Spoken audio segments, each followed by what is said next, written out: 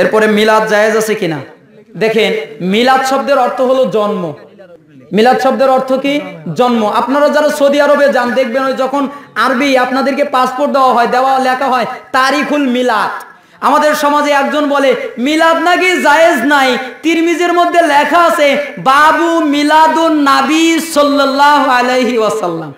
এখন তাকে কি দিয়ে বোঝাবেন? সে মিলাদের অর্থ পড়া বোঝাচ্ছে। আসলে মিলাদের অর্থ হলো জন্ম। নবী সাল্লাল্লাহু আলাইহি ওয়াসাল্লামের জন্ম সংক্রান্ত আলোচনাকে মিলাদ বলা হয়। অর্থাৎ মিলাদ পড়ার বিষয় নয়, মিলাদ আলোচনার বিষয়। এজন্য আমরা যারা আল্লাহুম্মা সাল্লি আলা সাইয়্যিদিনা মাওলানা মুহাম্মাদের যে দুরূদ পড়ি, এই দুরূদগুলো হাদিসে নাই, কেউ দেখাতে পারবে না। যদি প্রমাণ করতে পারে হাদিসে আছে মাওলানা মুহাম্মদ নামে কোনো হাদিস নাই, হাদিসে আছে আল্লাহুম্মা সাল্লি আলা মুহাম্মাদ ওয়া আলা আলি মুহাম্মাদ কামা সাল্লাইতা আলা ইব্রাহিম ওয়া আলা আলি ইব্রাহিম ইন্নাকা হামিদুম মাজিদ। আল্লাহুম্মা বারিক আলা মুহাম্মাদ ওয়া আলা আলি মুহাম্মাদ কামা বারাকতা আলা ইব্রাহিম ওয়া আলা আলি ইব্রাহিম ইন্নাকা হামিদুম মাজিদ। এই ধরনের আরো কিছু দুরূদ পাওয়া যায়, কিন্তু ওই আল্লাহুম্মা সাল্লি আলা সাইয়্যিদিনা মাওলানা মুহাম্মদ, তারপরে ইয়া নবী সালামু আলাইকা, তারপরে মালাইকা, আরো কত কিছু আছে, এগুলা হাদিস দ্বারা প্রমাণিত নয়। এরপরে বালাগাল উলা বিকামালিহি, এটা কিন্তু দুরূদ নয়, এটা শেখ সাদির একটা কবিতা। গুলিস্তা বুস্তা পড়বেন, প্রথম নম্বরে যেই কবিতা, ওনার একটা কবিতা লিখেছেন বালাগাল উলা বিকামালিহি কাশাফুদ্দুজা বিজামালিহি, এবং এই কবিতার মধ্যে কিছু শিরকও পাওয়া যায়। এই কবিতা আল্লাহ রাসূল সাল্লাল্লাহু আলাইহি ওয়াসাল্লাম থেকে নয়, আর এটা দুরূদ নয়, অতএব এগুলো পড়া যাবে না। নবী সাল্লাল্লাহু আলাইহি ওয়াসাল্লাম যেটা আমরা নামাজের মধ্যে দুরূদ পড়ি, দুরূদ ইব্রাহিম, এটাই পড়বেন, এটাই সবচাইতে উত্তম। এজন্য উত্তমটাই থাকবো, নিচেটাই থাকবো না। আর যাই হোক, মজলিসে প্রথমবার দুরূদ পড়া ওয়াজিব নাকি প্রত্যেকবার দুরূদ পড়া ওয়াজিব? রাসূল সাল্লাল্লাহু আলাইহি ওয়াসাল্লামের নাম শুনলেই সাল্লাল্লাহু আলাইহি ওয়াসাল্লাম। রাসূল সাল্লাল্লাহু আলাইহি ওয়াসাল্লাম মিরাজে গিয়েছিলেন কিসে চড়ে, এবং আমাদের ইমাম সাহেব বলছে যে উনি নাকি আব্দুল কাদের জিলানীর ঘাড়ে চড়ে গেছেন। এ তো সবাই জানে, বোরাকে চড়ে গেছেন। আব্দুল কাদের জিলানীর ঘাড়ে চলে গেছেন এ মর্মে আমি কিছু জানি না, শুনিও নাই, আজকে প্রথম শুনলাম। তো যাই হোক, এগুলা উদ্ভট কথাবার্তা। আসলে আমার যদি কথায় ব্যথা পেয়ে থাকেন ক্ষমা করবেন, আমি কাউকে ব্যথা দিতে চাই নাই, হকটা প্রকাশের জন্য কথা বলেছি। আল্লাহ সুবহানাহু ওয়া তাআলা যেন ক্ষমা করেন।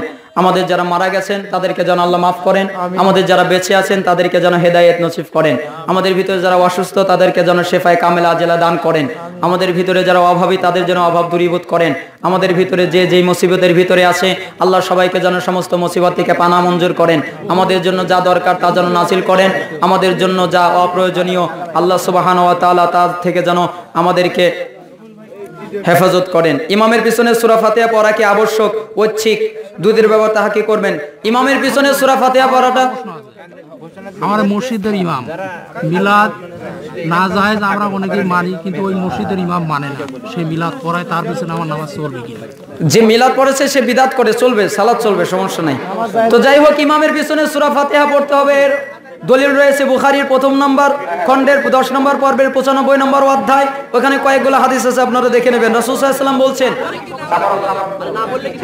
না বললে সালাত হবে না। রাসূল সাল্লাল্লাহু আলাইহি ওয়াসাল্লাম বলছেন ৭৫৬ নম্বর হাদিস বুখারী, লা সালাতা, কোনো সালাত নাই, লিমান, কোনো ব্যক্তির, ইয়াকরা বিফাতিহাতিল কিতাব, যে ব্যক্তি সালাতে সূরা ফাতিহা পড়ে নাই, ওর সালাত হয় নাই। এখানে একটা শব্দ আছে মান, মান মানে ব্যাপক। এখানে ইমাম মুক্তাদি সবাই, উজুবিল কিরা লিল ইমামি ওয়াল মামুম, অর্থাৎ ওয়াজিব হচ্ছে কিরাত পড়া, ফাতিহা পড়া, ইমাম হোক আর মুক্তাদি হোক।